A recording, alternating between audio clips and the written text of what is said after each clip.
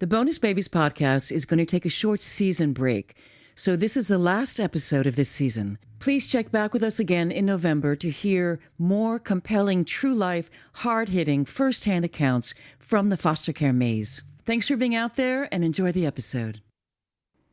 Hey, just a heads up that the following content may be disturbing or triggering for some listeners and is not appropriate for children. Please take care of yourself and others who may be listening with you. Welcome to the Bonus Babies podcast, a show that has no easy answers, only hard questions. Prior to that, the neighborhood gang members would ask me constantly, when are you going to get in the gang? And when are you going to join? You know, your brothers are gang members, and they're already giving me a nickname, and it was scary. It was very scary. So I remember one day I was walking home, and there was about 5 or 6 guys waiting for me at the dead end. And they're like, well, we're going to jump you in. And I'm like, you're not going to jump me in. Like, I'm not going to gangbang. I don't want to gangbang. It's not for me. And so they said, well, you're going to fight us every day until you get in. And so I fought every day for like 2 months. Every day, day in, day out, like 2 months. And then finally, like I had it. I decided to bring a hammer one day. And one of the guys was like, well, I guess he's had enough. And so you're going to be from the gang? I'm like, I'm never going to be from the gang. You guys can keep doing whatever you're going to do, but I'm not going to be from the gang. Can you tell me what you call the kids who you've cared for over the years? We feel that the children that we receive coming into our home are bonuses. So we call them bonus babies. I love that.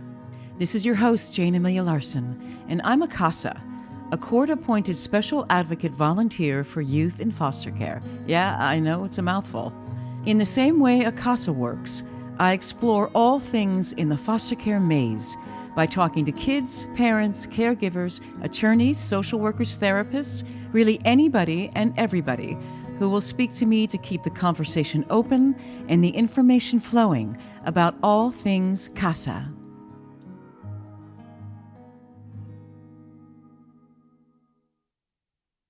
My guest today is a really incredible guy, Angelo Melendez. Angelo was orphaned when he was 2 years old and sent to live in a group home at 2, yeah. Thankfully not for that long because he was fostered by Howie and Carol Cohen. And you can hear Howie tell his story in episode 21. They had already fostered a couple of kids, but they call Angelo the one. And they wanted to adopt him. After many happy years living with Howie and Carol in Beverly Hills, the court decided that the best thing for Angelo was for him to be reunited with his blood family. So he was sent to live in East L.A. with his Aunt Mary, who he didn't know, and his 3 half-brothers, who he didn't know either. So then there were 8 of them living in a 1-bedroom house in the barrio. It was confusing. He didn't know where he belonged. He calls it his riches to rags, rags to riches journey. And he's still wrestling with it. Angelo is a very brave young man, and his story is really difficult for him to tell. But he's doing it for us now. I am here with Angelo Melendez. Hi, Angelo. Good afternoon. How are you doing today? I'm okay. I'm really glad you made the time to do this with me. I know you're a super busy guy. You work at night. You got small kids. All right. So can you tell me a little bit about who you are? Where are you from? How are you raised? My name is Angelo Melendez, born and raised in East LA. My upbringing was fairly dynamic. My mother passed away at the age of 2. I have no recollection of my actual birth mother whatsoever. Right. So when you were 2, she passed away. Yes.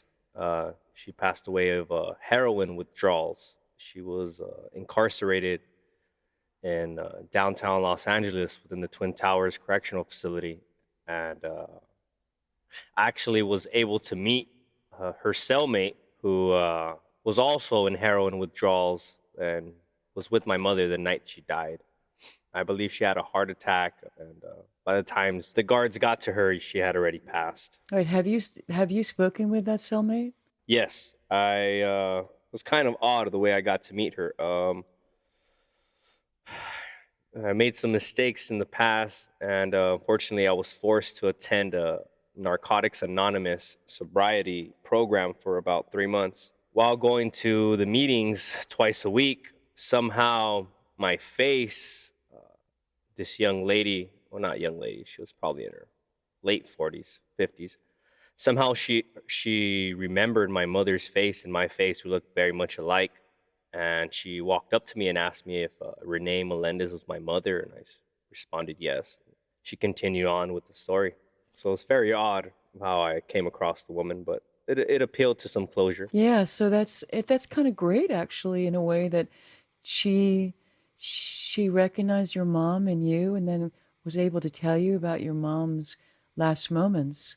Yeah, I think a lot of it was also, during my first meeting, I presented myself, and the reason for me being in those programs, during my teen years, I had a very heavy marijuana usage.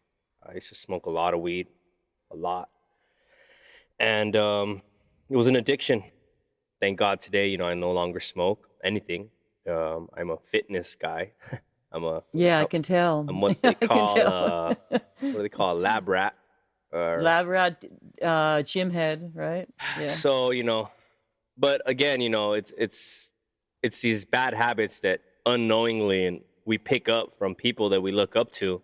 And sometimes we're just not given the best mentors when we're growing up. And so with that being said, I think it came full circle, my mother's addiction and me falling into a bit of addiction. I was able to experience a bit of what my mom experienced, not to the same extreme as heroin, but the whole dependency. And, I'm glad that I was able to break that cycle. I'm not sure if it's so much genetic or, I've read that addiction is genetic, but I'm not sure. Because, I do find myself in these addictive habits. I'm trying to get to a certain tone in my life where I give myself a certain amount of discipline. It's no longer about principle and standard. It's more about discipline. And it's not so much that I want to be better than who I was or better than everyone else. I just want to hold myself to a higher standard and just be more accountable. These are things that, growing up, I was forced to learn on my own growing into adulthood. It wasn't as if, my parents, I'll go back to that when I refer to my parents. Can you tell me a little bit about that? So what happened when you were 2 then? So when I was 2, I went into a foster living situation. And I believe at first I was in a all boys group home. And when you were 2? Yeah. Holy crap. Yeah, I went into a group home. That was the first set. I don't really remember much of that. I have a few photos. And in the photos, I'm a scared little boy standing in the corner with a Cabbage Patch Kid named Angel. But yeah, the majority of those pictures, I'm just very much secluded and alone and isolated. And I don't believe I want to remember much of that. So as the story goes, as my mom likes to explain it, her and my father, Howard Cohen, my mother's Carol Cohen, they both had their careers in their life. They're at a stage where their careers were at a plateau. They were making great amounts of money. They had a good lifestyle. They already had 2 children of their own, aside from my mother's older child, Christina, which she's, married. And, I have my older sister, Johanna. She now has a family. And I have my older brother, Jonathan, who, he went through his own trials and tribulations. But I'm just glad that I have a family. So in that essence, they found me in this group home, as the story goes. And my father looked into my dark brown eyes and my thick black hair. And we made this connection. I'm not sure if it was the intensity of him seeing, how much I really needed help and assistance, and was just a lost boy. And, I'm thankful every day that they came into my life. Yeah, when he talks about you, when Howie talks about you, he says that they just knew you were the one. And so when I first came to live with my parents, we're living a beautiful house on Deep Canyon Road, And we actually lived across the street from Sylvester Stallone. And we lived in a great Wow. house and had these outrageous pool parties. And yeah, it was amazing. I've never lived in such a more extravagant household. So I became very accustomed to it, you know, going to pick up my brother at private school and my sister going off to college, poker night every Tuesday, you know, meeting all my dad's rich friends and going over to all my dad's rich friends' houses and these rich parties. And I'm going to the Gap. I didn't even know what the Gap was. And I'm going to KB Toys once a week.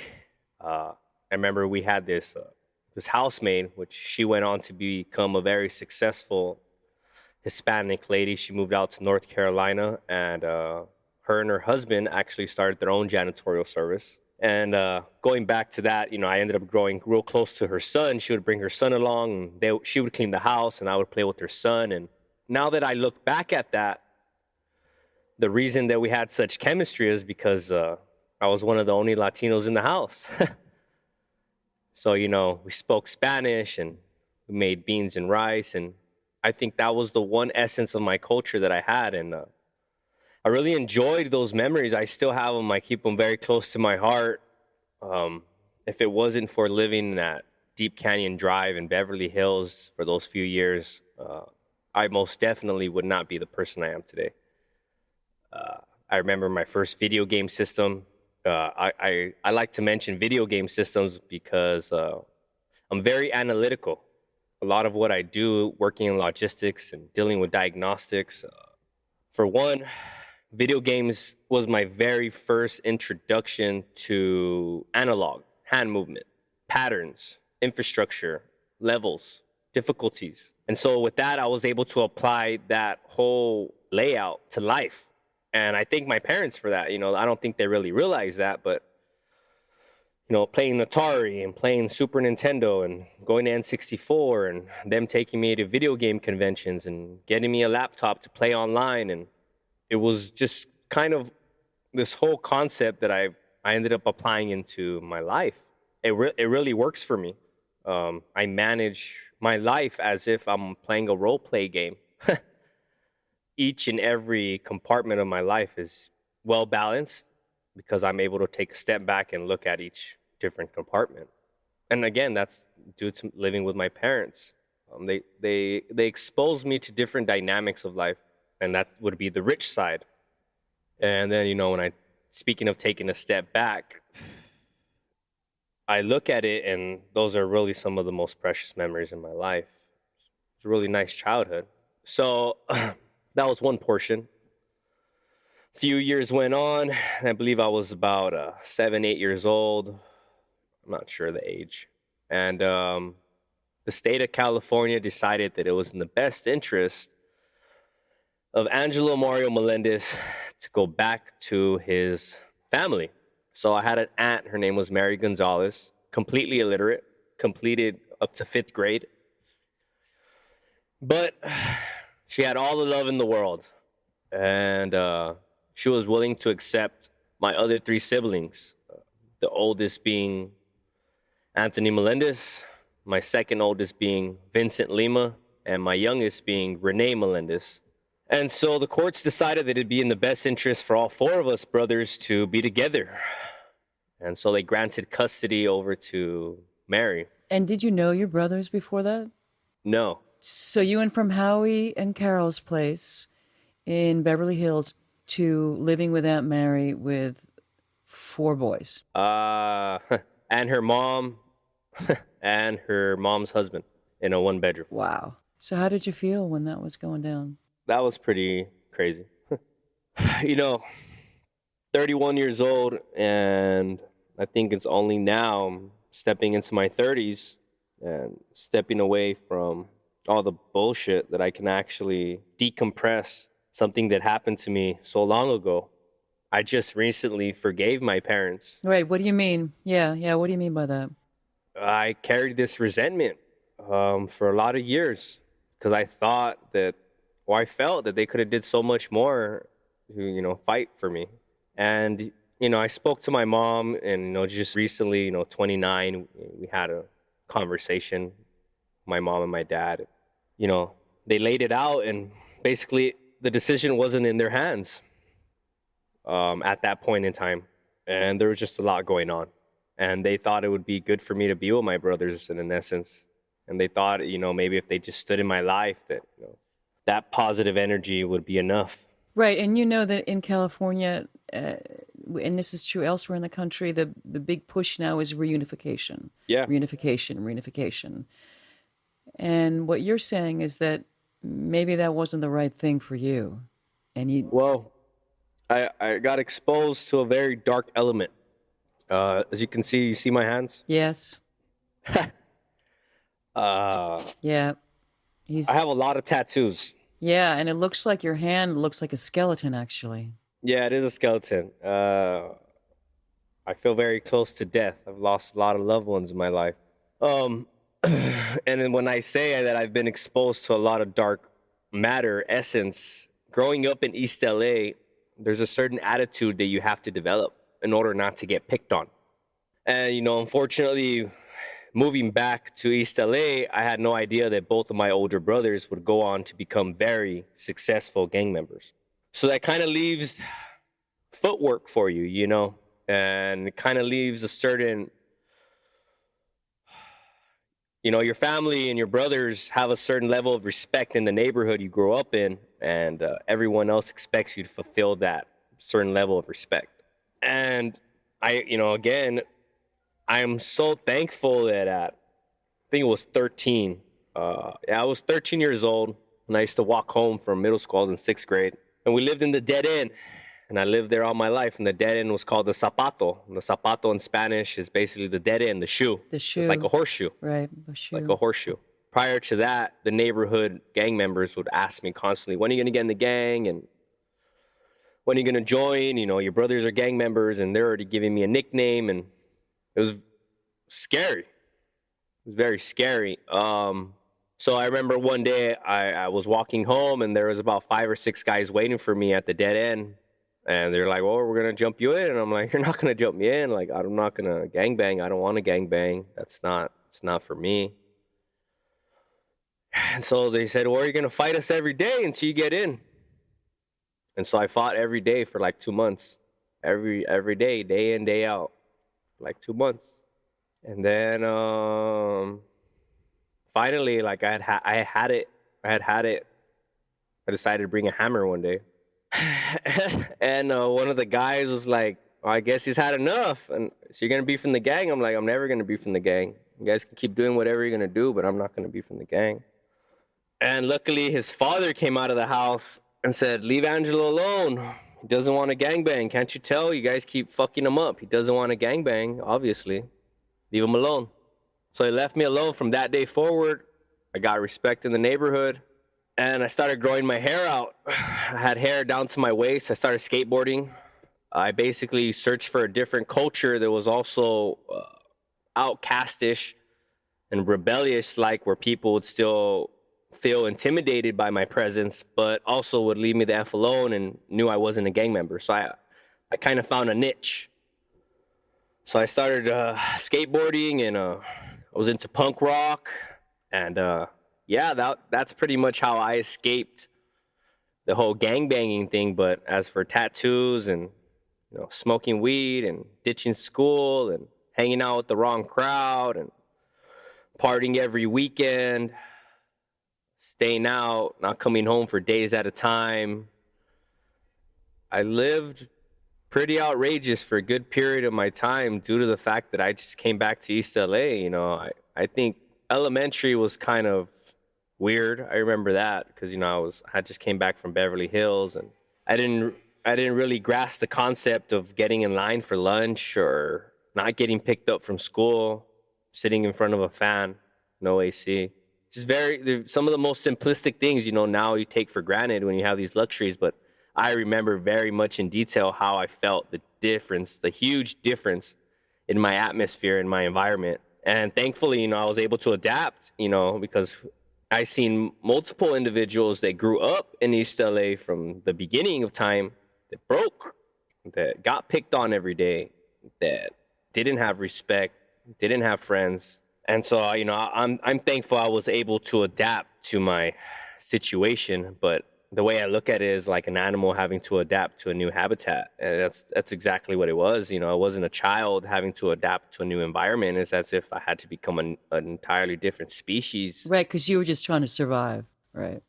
And were you able to tell anybody about this? Was there anyone to talk to about it? Aunt Mary or Howie or Carol? Or you just out there on your own? I didn't develop my communication skills up until my early 20s. I see. So you just kept it all inside. Yeah.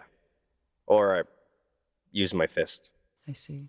Right. So what happened in high school then? Because then you, for a little while, you went back to Howie and Carol when you went to Venice. So I was 8th grade. I was finishing up middle school. Had a close call with my first love. Thought she was pregnant. Thank God she wasn't. Anyways, long story short, same time, a few months later, I went to a school dance and I got caught with a knife and a joint. I got arrested and ended up in juvenile hall. For a knife and a joint, you end up in juvie. Hey, I didn't show up to court. So then you didn't show up at court? Mm-mm. I didn't have a parent. Mary wasn't going to show up and wasn't going to tell my parents. I didn't even want to tell them. And then I relocated to Venice Beach without telling my parents, enrolled in Venice High. So basically there was a warrant out for my arrest at that point. And so I went to my freshman year, my first semester. And again, it didn't really matter where you placed me now. I was a completely different animal. I was no longer this nice little brown-eyed, innocent Latino. Now I was this big, mean punk rocker looking for his next thrill. So first semester in freshman year, I ended up getting to a couple fights with the Shoreline Crips. I picked up on the wrong girl. I was trying to get my first African-American girlfriend in Venice Beach. That was my goal. And I met, I'm not going to lie. That was and I actually did. Her name was Erin. And you got her. You got her, too. I did. But I had no idea that her ex-boyfriend was this young man nicknamed Blue Devil. And he was from the Shoreline Crips, and so were all his friends. And long story short, I was on my way to 5th period, and we crossed paths. And he asked me for my Walkman. At that time, you know, everyone had a Walkman. I had a Sony Walkman. And he's like, "Oh, I like that Walkman, man. Let me get it." And I looked at him and punched him in the face. So I basically was the aggressor at that point. I initiated the beef. But where I came from was no hesitation. You take the first punch. You don't let anyone get the best of you before you have the opportunity. That's just what I was taught. Like I said, didn't have the best mentors. A lot of my so-called friends in the neighborhood were big homies. They were older gang members that knew I could scrap, knew I had heart, knew who my older brothers were, and knew my respect. So they're like, even if I wasn't a gang member, they knew I could fight better than some of the other gang members. So I took the first punch at this guy, and we got into some beef. About a week went by, and I was waiting on Lincoln Boulevard in front of, is that In-N-Out? That's In-N-Out. It's about a block away from Venice High. Yeah, right near Washington Boulevard, right? Yeah, you know exactly where. And I was waiting for the big blue bus, and I'm sitting with Erin, and she points at 2 vans, and she's like, "Hey, here they come." And I'm like, "What do you mean?" Like, "Yeah, they're going to try to fuck you up." And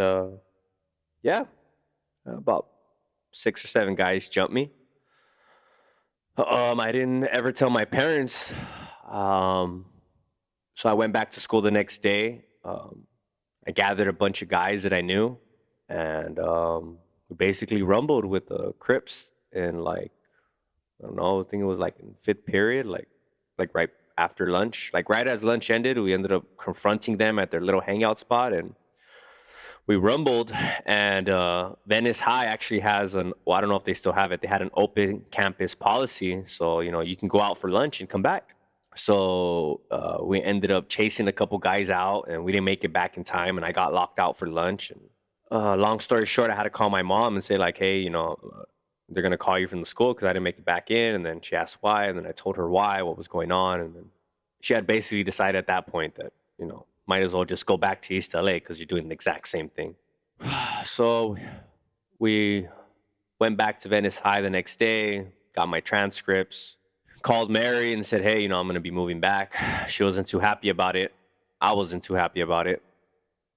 But I remember being excited for some weird reason because I was going back to where all my friends were, because the riches really didn't matter to me. I was comfortable living in the rags.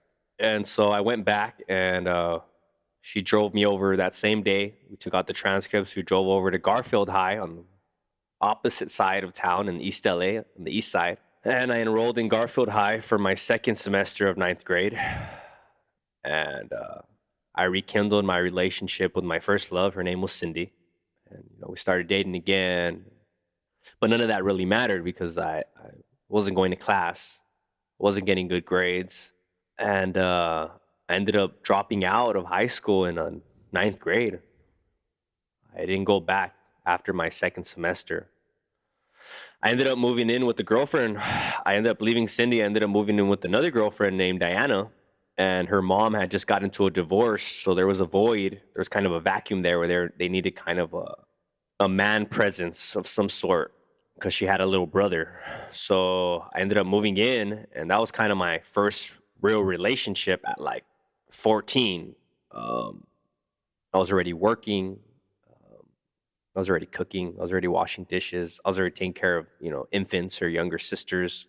And that was pretty outrageous. And during this whole time, keep in mind, I had a warrant for my arrest. I ended up deciding one night I was going to go get, bread. So I got on my bike and I went to the panaderia, the bakery. And on my way to the bakery, I see a police following me. So somehow someone got a tip that I had a warrant. And they ended up reporting it to the police. And there was no reward, but long story short, it ended up being Mary who found out where I was living. And she wanted me to figure out my life instead of living with this girl and this woman. And so, I got arrested. I went to juvie for, I was there for about a month. What was that like? I seen a lot of my friends. It was kind of like an initiation. I remember when I went to juvie, it was kind of like, okay, so this is what it's going to be like. And that was a really fucked up idea, a real fucked up concept to have in my head for me to think, oh, this is what it's going to be like. Right, that's your future, right. I remember my first night there, I already thought, I'll start doing push-ups. And so, I remember walking into juvie and they put me in a cell with the African-American and he wants to start talking to me, but there's another cellmate and he's the key holder. He's the guy who passes around the gel and the deodorant. He's the one with the juice. And he looks at me and he shakes his head. And right then I knew, like, the line in the sand, the racism. So you couldn't talk to your cellmate who was African American. If you did, it was going to fuck you up. Definitely. And I knew that then and there because, of growing up in East LA, it was just like that.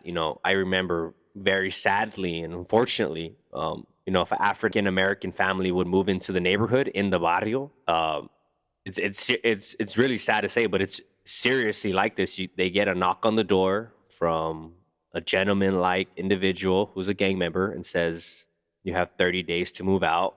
Your type are not welcome here. And they leave. And if they don't leave, then they understand, the consequences. And I've seen it happen. And I knew that. Young on that we just weren't supposed to mix for some reason. There was just this racism. And I never liked that. I always hated it. I didn't understand why because, I remember being in group homes with all kinds of kids. And so I had all kinds of friends. And I remember when I lived in Beverly Hills, I had all kinds of friends. And it was something that I never really got used to. And I'm thankful of it because that never was truly me, being a racist. Now I have a lot of brothers that are my homies. But I learned that that's part of the dynamic of the environment that we live in. Unfortunately, those guidelines and those boundaries are everywhere around us, even if we try to ignore them, even if we're trying to reestablish them and break those walls down and those barriers. Some people are it's old-fashioned. I think it's really old-fashioned, and it's a sad quality that just don't agree with. So All right, what happened then? So you're there for a month, and then because you're not that guy now. So what happened? I got shot. Wow. I got shot in 2006, Christmas Day, 2006, 9 a.m. in the morning. So, got out of juvie, decided that I wanted to change my life. Ended up joining a construction firm and doing heavy machinery installation. Started at 15, 16. And that kind of kept me busy, away from the neighborhood.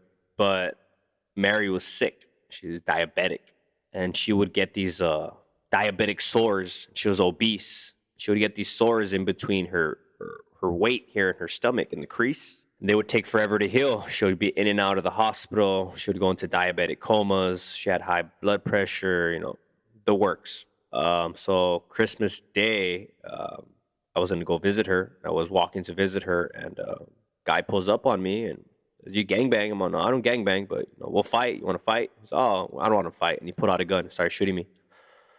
Luckily, I was with one of my cousins, and my cousin pulled me out of the way, and I only got shot in the arm one time, but that was enough for me to change. I had my daughter, and I had my other daughter. But I honestly think that person that I was from 9 years old all the way up until 19, 20, that was never me. And do you feel like you're you now? No.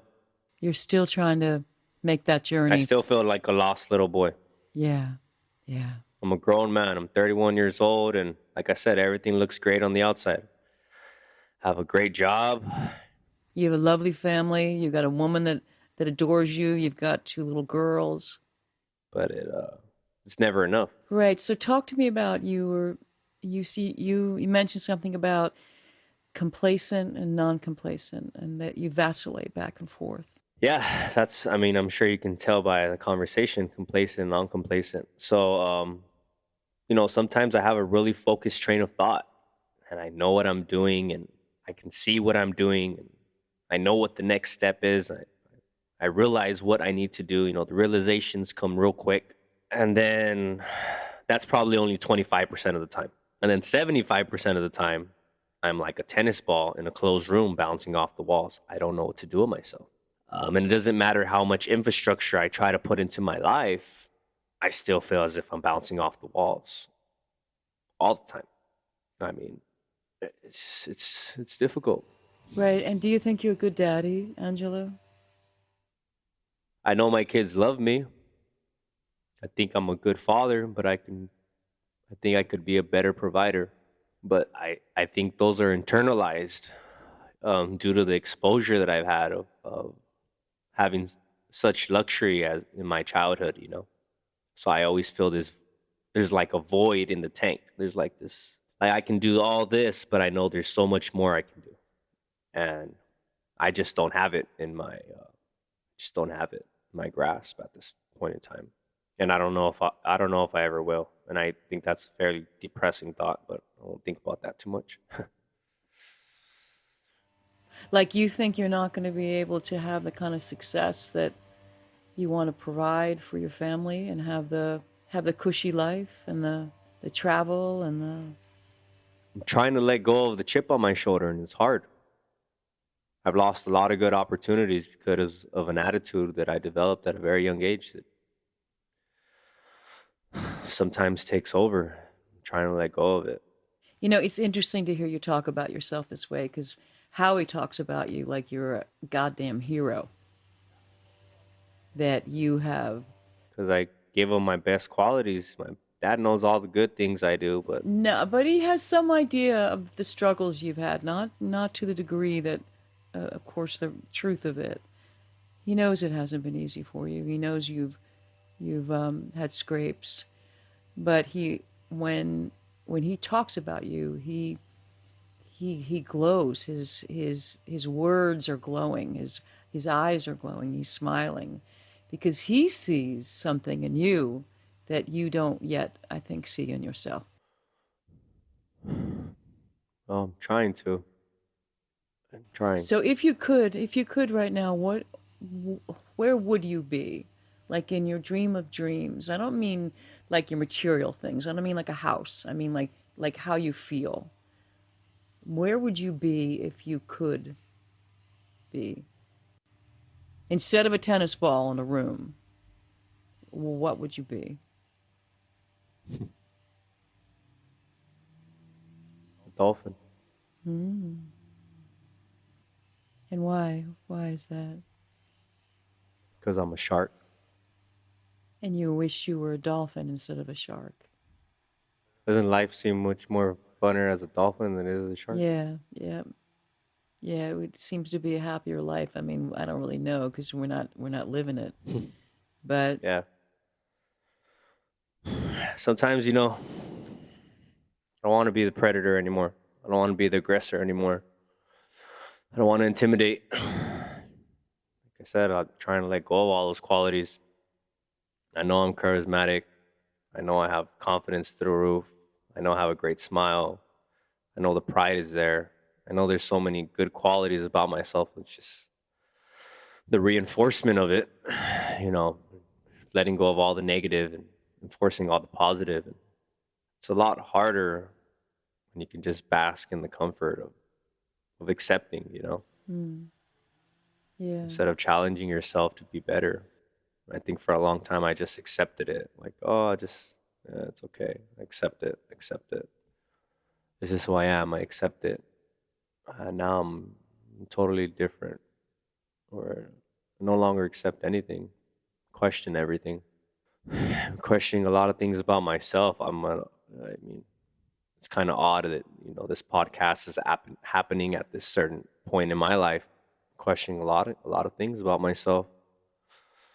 I'm taking a personal inventory of everything, people, qualities, diets, fads, habits, and realizing what I really need, what I need to let go, who do I really need, who do I need to let go, who's weighing me back, who's pushing me forward. And if there's any message that I could give to anyone that's listening to this is never doubt yourself, you will survive. Let me ask you something, Angelo.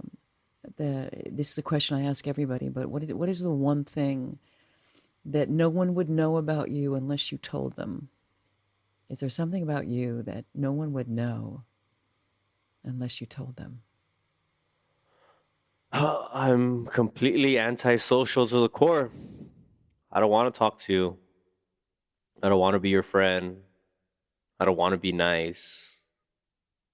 But look at me. I manage a department, or 3 different departments of over 300 employees, where I'm dealing with all kinds of situations every night. Yeah, you're social media. Yeah, you're a charming, affable guy. I mean, my social media is through the roof. So, people wouldn't really realize this about me. Like, him, antisocial? No. But, when no one's around, I think I'm a Grinch sometimes, or grump. So you put on that persona in order to just get through the day, just so you don't have to deal with people saying, "What's the matter? Why aren't you happy? Why aren't you smiling? Why are you such a Grinch? What's the matter?" Right? Yeah. So I got to say, hi, nice to meet you. Hey, how you doing today? Oh, everything good? All right. Yeah. You can even hear the tone in my voice. It completely changes. God damn it. Wow. Like, literally, this is my conversation every night walking in the door. Hey, boss, how you doing tonight? All right. What you have for lunch today? You know me. Same old protein. I'll see you in a bit. Don't forget, check your emails. Yes, turn on the notifications. Okay. And then I'm just walking in. Oh, good evening. Oh, good afternoon. Oh, buenas noches. Oh, ¿cómo estás? Oh, how you feeling? Oh, how's your back? Oh, come here when you have a moment. I need to talk to you. Hey, you forgot that. Hey, excuse me, sir. Sir, excuse me? Come here. I just wanted to apologize the other day. I came off a little harsh. I told you need to pick it up, but you've been here 3 weeks, and I think, you need to pick up the speed. If you need any more training, hands-on, let me know. I'll come over. I'll help you. Thanks. But that's completely fake. Yeah, okay. I want to ask you something else then. Why is it? What makes you such a good manager? Why do you have so many people working underneath you? Why have you been given that responsibility? You're obviously doing it really well, even if you feel like it's fake. Why is that? I guess the fake me has a very, I don't know if it's fake, maybe the real me. I mean, I'm a standout in the crowd. I'm a leader by fault. So You mean a leader by default? That's your go-to, that you are the leader. I like to lead. Uh-huh. It's something I actually enjoy, making the right decisions, leading my team to victory. You like the power, accolades. right? I like all of that because I don't have, growing up without control, growing up without power, without any sort of establishment or recognition, and then going into an industry and working your ass off and gaining experience at one company and then leaving that company and going on to different companies and continuing to be successful, it speaks for itself, So when people see my resume, they automatically, there's a certain level of respect they speak to me with. And I like that. I definitely like that. So I guess work or my profession, managing, it's funny because I guess it was something that I was craving my entire life. If you look at it in essence, the irony behind it was being able to manage my life. And so it tied into looking into what type of work. So I guess if I really think about it, why I like to lead and why I'm leading is it's natural. It comes very naturally, but I think because I was unable to lead my own life to a certain aspect for a good majority of time, Yeah, so you're making up for it now. Yeah, I've been managing for 11 years now. Wow. It didn't take me very long to realize the manager doesn't have to do much, but he gets paid a lot more. And then they're like, oh, you speak 2 languages? More money. Oh, you write 2 languages? More money. And so I guess for me, it's always been about trying to make my parents proud, I know my parents' income, and I hope one day God hopefully blesses me with that income. But whenever we talk about my profession or work, which is the majority of what we talk about, because that's the majority of what my parents want me to thrive for, is being career driven. We don't talk how much are you making an hour, we don't talk how much was your paycheck. When me and my parents talk numbers, or how much are you making a year? And so for me, it's always about trying to make them proud, and it's never enough. Even, I'm trying to give myself credit for small accomplishments and big accomplishments and the recognition I've been given.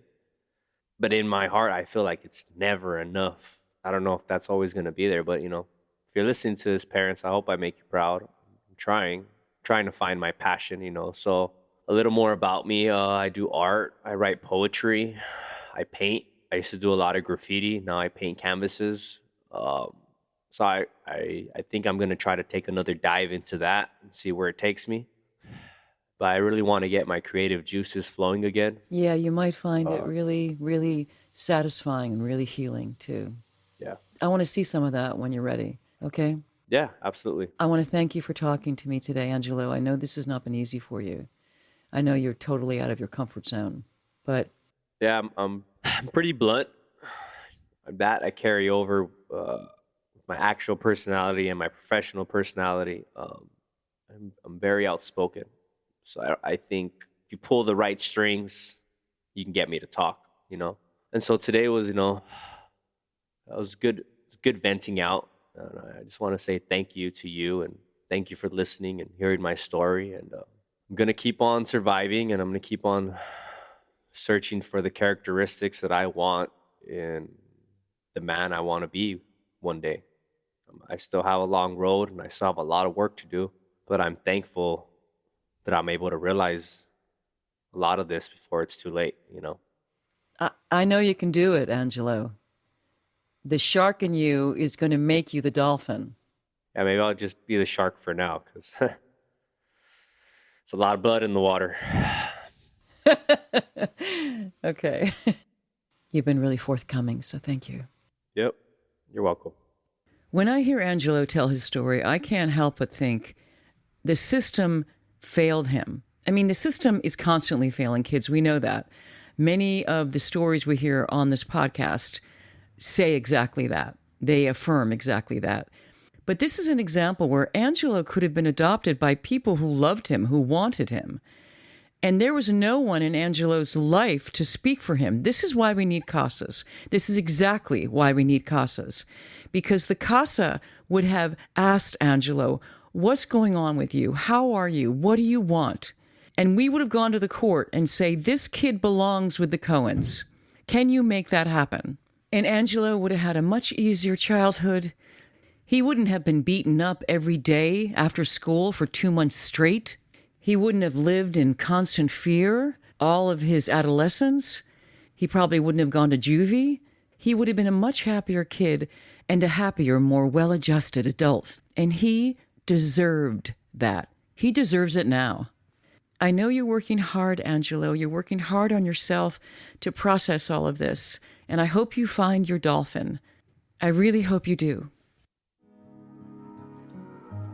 If you see something, say something. If you suspect that a child's health or safety is jeopardized in any way by parents or anyone else, contact the Child Protective Services Agency in your county. 24-hour hotlines are staffed by trained social workers who will help you through the process, and you can do so anonymously. In California, you can call the Child Protection Hotline at 800-540-4000. So if you see something, say something. You might be saving a child's life. If you want to know more about becoming a CASA anywhere in the country, go to nationalcasagal.org. And in LA, casala.org. And if you want to know more about becoming a foster parent, check out National Foster Parent Association at nfponline.org.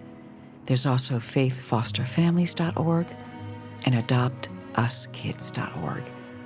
There's a ton of other information online as well. Just hunt around. I want to thank the supremely talented Christina Apostolopoulos for her beautiful music, Eferisto. To hear more of her music, go to Spotify and Instagram at Christina Aposto. That's ChristianaAposto. I know you want to. Her stuff is really great. And thanks to my audio producer extraordinaire, Marcos Campito. I'm glad I found you. Thanks for listening, and if you like what you hear, please rate us and hit subscribe.